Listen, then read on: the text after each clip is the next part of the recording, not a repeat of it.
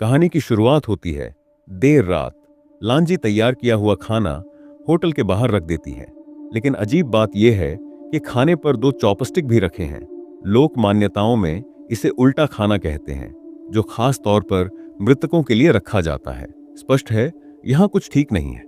दूसरी ओर छोटी मी, जो अपने माता पिता के साथ गांव लौट रही थी, अनजाने में लांजी के होटल में ठहर जाती है।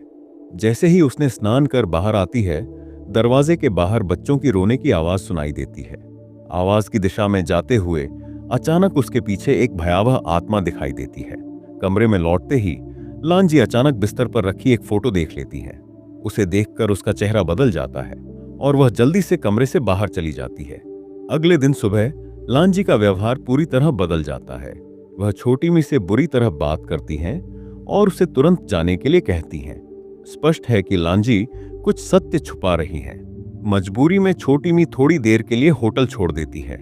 बाहर आते ही वह देखती है कि कुछ लोग सड़क पर जहरीला काम जैसे सुई या इशारा करना कर रहे हैं। यह देखकर छोटी मी का मन भयभीत हो जाता है और वह पास की दुकान में जानकारी लेने जाती है।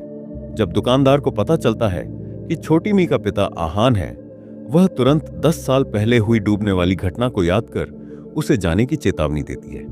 जिज्ञासा के कारण छोटी मी फिर से लांजी के होटल लौट आती है। तभी अचानक उसे पीठ में ठंडक महसूस होती है और पलट कर देखती है, सामने एक बालों में उलझी लड़की खड़ी होती है। आवाज सुनकर लांजी तुरंत आती है और पागल लड़की को ले जाती है।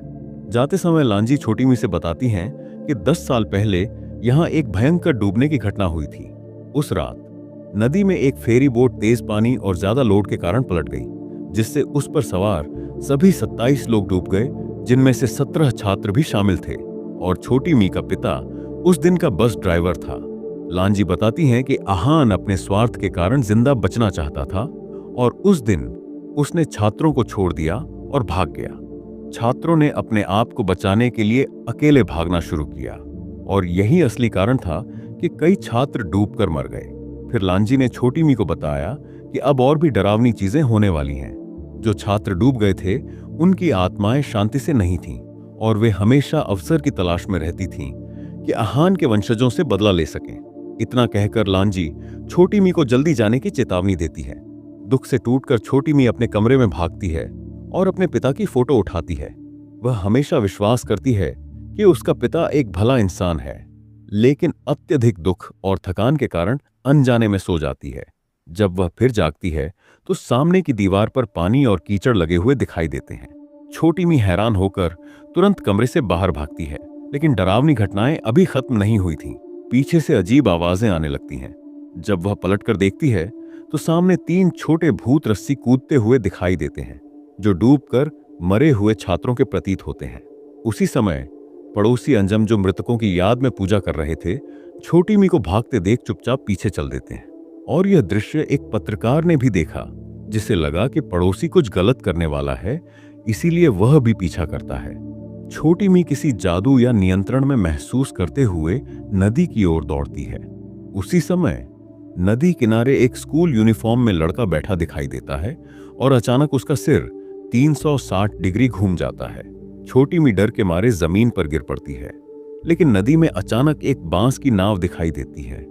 नाव पर खड़े थे वे सभी 17 छात्र जो पहले डूब चुके थे और उनकी नजरें छोटी मी पर टिकी हुई थीं। छोटी मी जैसे किसी शक्ति द्वारा नियंत्रित होकर धीरे धीरे नदी की ओर बढ़ने लगती है। सौभाग्य से अंजम और पत्रकार समय पर पहुंचते हैं और उसे मौत के मुंह से बाहर निकालते हैं। छोटी मी बार बार कहती है कि कई छात्र बदला लेने आए थे। यह सुनकर अंजम और लोग हैरान रहते हैं, क्योंकि नदी में साफ दिखाई दे रहा था कि कोई नहीं है। वे इसे छोटी मी की थकान और भ्रम मानकर जल्दी से उसे होटल ले जाते हैं, लेकिन होटल पहुंचते हैं ही डरावनी घटनाएं फिर से शुरू हो जाती हैं। सौभाग्य से यह सिर्फ एक बुरा सपना था, लेकिन जब छोटी मी धीरे धीरे कमरे का दरवाजा खोलती है तो जमीन पर पानी वाली पैरों के निशान दिखाई देते हैं। छोटी मी निशानों के अनुसार आगे बढ़कर देखने लगती है। लांजी की कुछ बातें सुनकर छोटी मी भयभीत होकर तुरंत वहां से भाग जाती है।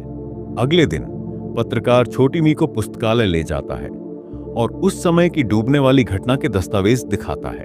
पता चलता है कि लांजी लंबे समय से छिपकर सच्चाई की जांच कर रही थी।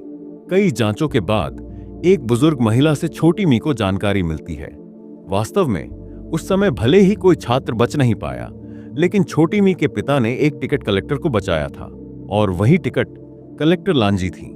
इस जानकारी के बाद पत्रकार छोटी मी को लेकर होटल लौटता है ताकि लांजी से मिल सके, लेकिन इस समय लांजी घर पर नहीं थी, केवल उनकी बेटी दिखाई देती है। अंत में असली घटना क्या थी? छोटी मी और पत्रकार ने लांजी से पूछा कि उस रात असल में क्या हुआ था, लेकिन लांजी इस बारे में कोई जवाब नहीं देती और दोनों को बाहर जाने के लिए धक्का देती है। जैसे ही छोटी मी जमीन पर बिखरी स्कूल यूनिफॉर्म देखती है, वह पागलों की तरह बाहर भाग जाती है। उसी समय लांजी की बेटी को डूबे हुए छात्रों की आत्माएं जबरदस्ती छत की ओर खींच ले जाती है। लांजी यह देखकर तुरंत आगे बढ़ती है ताकि अपनी बेटी को बचा सके। असल में उसी रात जब लांजी कार का दरवाजा बंद करने गई थी, कार में बैठे छात्रों ने उन्हें एक आंख वाली दानव कहकर अपमानित किया। गुस्से में लांजी ने दरवाजा लॉक कर दिया, जिससे बाद में दुर्घटना होने पर छात्र बाहर नहीं निकल पाए और सभी डूब गए। लांजी अपने अपराध और दोष को जानते हुए खुद को मौत के हवाले कर देती है। हालांकि लांजी मर चुकी थी, छोटी मी को इस घटना का पूरा सच नहीं पता था। वह हमेशा सोचती रही कि उसके पिता ही उन छात्रों की मौत के जिम्मेदार हैं और यही उसके मानसिक संतुलन को भंग करता रहा। समय बीतता गया और छोटी मी और अजंग के 17 बच्चे हो गए। पिता के लिए प्रायश्चित करने की सोचते हुए छोटी मी उन 17 बच्चों को लेकर रात में पुल पर आती है और सब मिलकर आत्महत्या करने की योजना बनाती है ताकि यह दुखद इतिहास खत्म हो सके। सौभाग्य से अजम और पत्रकार समय पर पहुंचते हैं और इस भयंकर त्रासदी को रोक देते हैं। घर लौटकर पत्रकार छोटे मी को अपने वर्षों की जांच और खोज का पूरा सच बताता है। सभी सच जानने के बाद छोटी मी का मन हल्का होता है और वह तय करती है कि वह अपने 17 बच्चों की अच्छी तरह देखभाल करेगी और जीवन को सकारात्मक रूप से जिएगी। तो दोस्तों, आज की कहानी यहीं समाप्त होती है।